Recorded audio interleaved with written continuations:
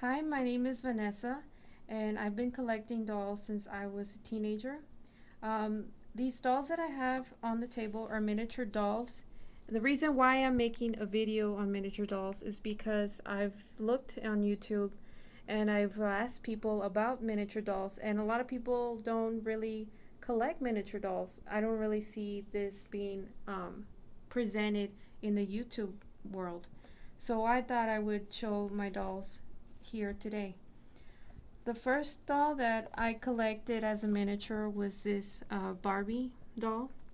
She's from McDonald's from 2000 or 2001. I actually found her when I was in high school. She was thrown on the side of the street, and I picked her up. And when I got her, her hair was really messed up. And as you can see at the bottom of her hair, there's still some frizziness of how her hair used to be. So I thought, well, I was still an amateur at fixing dolls. So I thought I would braid all her hair, and that way you can't see all the frizziness that's on her hair. So I braided all the hair, and then I started doing this weaving pattern that's on her head. As you can see, I weaved it, and you can't tell that it was frizzy.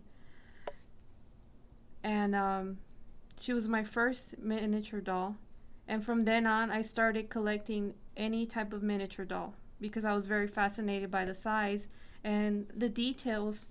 I mean, even her face is still intact. The paint is still very realistic on this doll. And when I got her, she also did not have any clothes. So obviously I had to make her an outfit. And to me, this was a very hard task because obviously you can't make this type of outfit on a sewing machine. So I sewed her entire outfit by hand. This used to be a part of a ribbon from a bow, and it was a bow that was coming apart. So I cut off a piece and I sewed this sort of wrap dress. And this is another piece of another ribbon. I connected beads to go around her head, around her neck, to make a halter top at the beginning of the dress. I sewed a little itty bitty plastic flower, and I did her purse that matches with the same ribbon that's on her halter with beads. And then from then on, I started researching more about miniature dolls, and there's not a lot of them out there, not this size in particular. But I did find that in the 1980s, there was two companies in particular that made miniature dolls. One was Mattel, which I was surprised because I didn't know. I was around the 80s and I didn't know that Mattel made miniatures. And their collection were called Dazzle dolls. And there's another company, Kenner, and their dolls were called glamour gals. So I have a mixture of Kenner and Mattel dolls. This doll in particular I found at the flea market. She didn't have any clothes on, but she has perfect hair.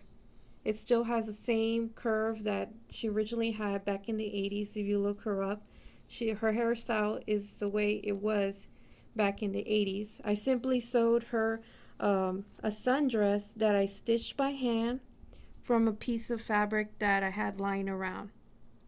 So this was my first, you could say my first find of a glamour gal doll when I went out about my own day, my own business. This doll in particular, she's the most recent outfit that I've done. This is a dazzle doll. This outfit in particular was the remains of another dress I was making for my American Girl doll. And this outfit in particular is removable. It has a little snap button, so I can remove this dress and I can also put it on other dolls, as you can see. So as I got older and I experimented on making miniature clothes, I learned how to make removable clothes as well. So I just got better with time. And all the outfits that these dolls have are outfits that I've made on my own. And they're from scraps of fabric, scraps of ribbon, things that were torn apart that I remade into smaller outfits for my own dolls.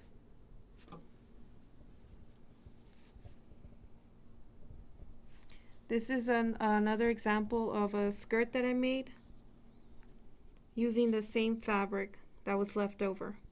So I also make separates. Thank you for watching.